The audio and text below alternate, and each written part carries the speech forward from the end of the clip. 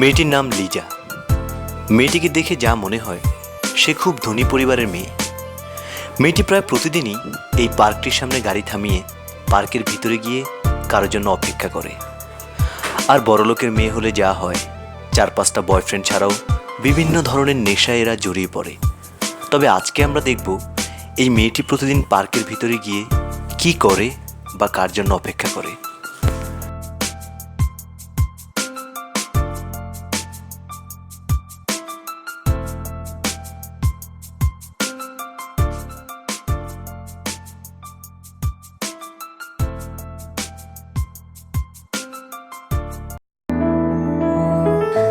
না না, এই লোকটিকে দেখে মনে হচ্ছে মেয়েটির হয়তো পরিচিত কোনো বড় ভাই।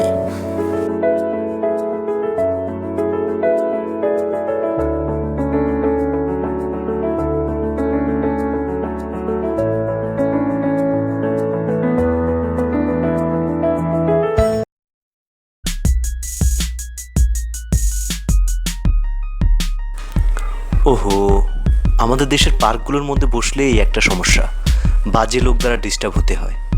মেয়েটিও তেমনি হচ্ছে।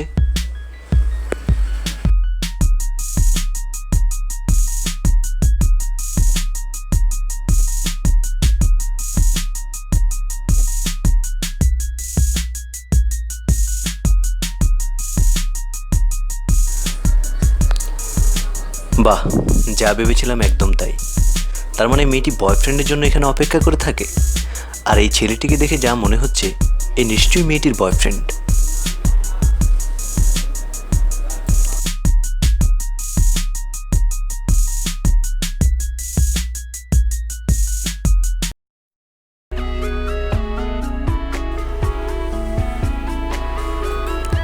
কিন্তু আজকালকার মেয়েরা তো বয়ফ্রেন্ডের সাথে এত মার্জিতভাবে কথা বলে না। তার মানে এই ছেলেটি নিশ্চয়ই মেয়েটির কাজিন বা কোনো বড় ভাই হবে।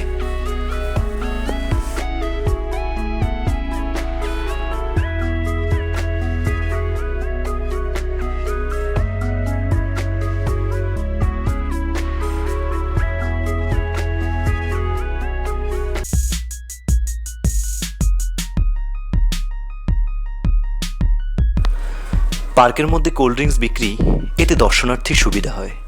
কিন্তু একজন মানুষের যেটা প্রয়োজন নেই সেটা তার কাছে জোর করে বিক্রি করার চেষ্টার কোনো মানেই হয় না। এটাও এক ধরনের হয়রানির মধ্যেই পড়ে। কিন্তু আমি বুঝতে পারছি না, এত হয়রানির পরেও এই মেয়েটি এখানে কার জন্য অপেক্ষা করে আছে। আরে বাবা, এ আবার কি এলো? নিশ্চয়ই মেয়েটির বান্ধবী। তার মানে মেয়েটি বান্ধবীর জন্য এখানে এসে অপেক্ষা করে। দেখা যাক কি হয়।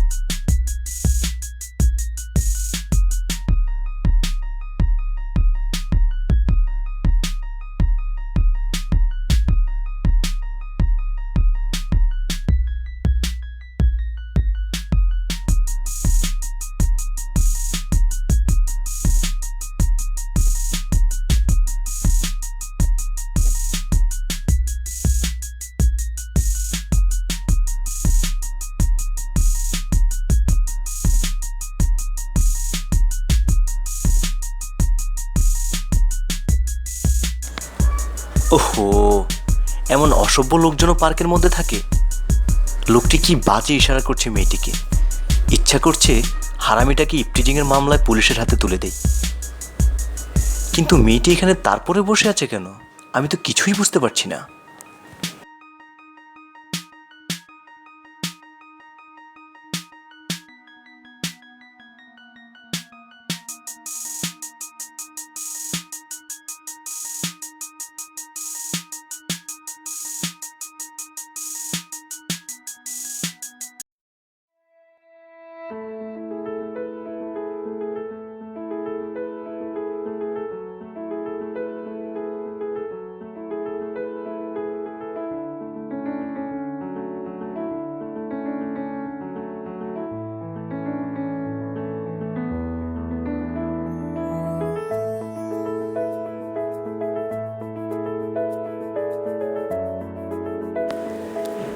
আরে, এই টোকাই ছেলেটি আবার কে? আর এই টোকাই ছেলেটিকে দেখে মেয়েটিই বা এত খুশি হচ্ছে কেন? আমি তো কিছুই বুঝতে পারছি না কি হচ্ছে।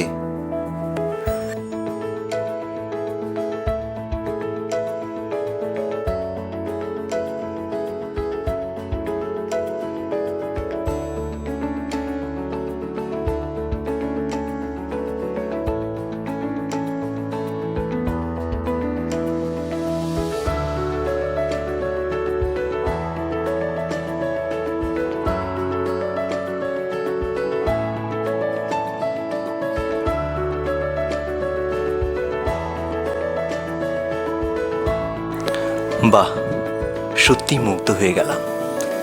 মেয়েটি যে প্রতিদিন এখানে এসে এমন একটি মহৎ কাজ করে তা আমি ভুলেও চিন্তা করিনি। টাকার অহংকারে যেখানে বড়লোকের মেয়েরা বিভিন্ন ধরনের বাজে নেশা ও বাজে কাজের সাথে জড়িত হয়ে যাচ্ছে, সেখানে এই মেয়েটি সমাজের কাছে এই অবহেলিত পথশিশুটির দায়িত্ব নিল।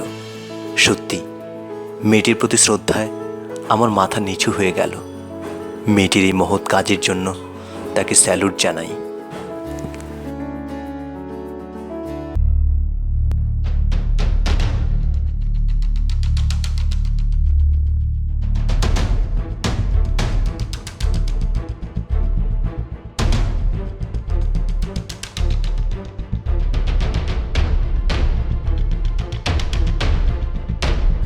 কিন্তু দুঃখের ব্যাপার হলো, আমাদের দেশে কিছু কিছু মানুষ আছে যাদের ভালো কাজ দেখলেই ভালো লাগে না, একটা না একটা বাধা ওরা দেবেই। তবে হ্যাঁ, শেরের উপর যেমন সোয়াশের থাকে, তেমনি সেই খারাপ মানুষদেরকে প্রতিরোধ করার মধ্যেও কিছু কিছু ভালো মানুষ আমাদের সমাজে নিজে নিজেই তৈরি হয়ে যায়।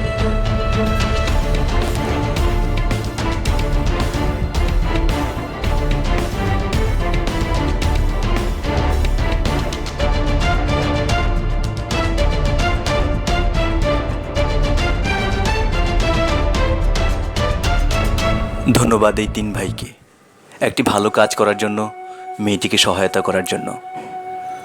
আমাদের সবার এই মেয়েটির কাছ থেকে শেখা উচিত এবং সমাজের মঙ্গলের জন্যে বা দেশের উন্নয়নের জন্যে অন্তত একটি হলেও ভালো কাজ করা উচিত। কারণ আমাদের সকলের একটা কথা মনে রাখা উচিত, মানুষ মানুষের জন্যে আর জীবন জীবনের জন্যে। Thank you.